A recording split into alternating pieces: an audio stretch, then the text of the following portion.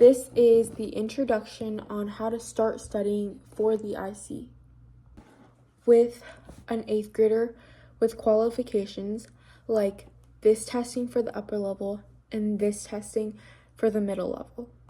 Okay, the first thing I would start with is subscribing to this YouTube channel, liking this video, and commenting through because you're supporting me, and also to ask questions.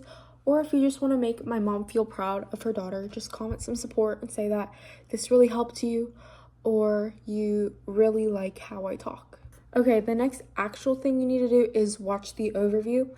I will be making a full series, an in-depth series, but if you just want a little fast-paced strategic testing, just a little overview like I said, watch that video. And if you feel like you want more information, come back and watch the whole series if you want to.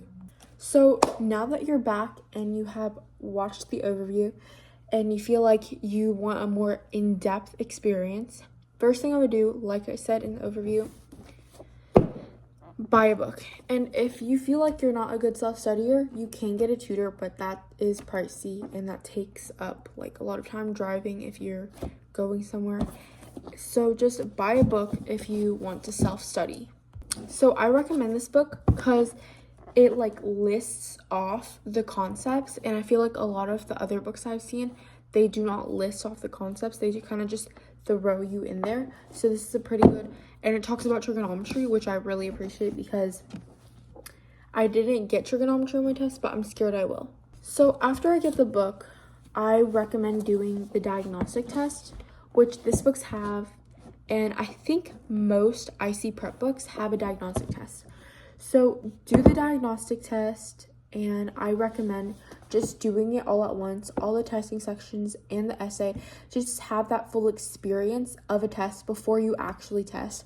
Because if you're taking your time, just one section here, another section the next day, you're giving yourself like a 16-hour interval and like break. Like that's not a real test. So just do that so like you can see like your mental capacity too of like, are you burnt out after like the starting to test? Like you need to also pace yourself with that. Okay, then after you're done with the test, of course, grade it. And also for the essay, read it to see if like you think you had a bad essay, and then just assess yourself.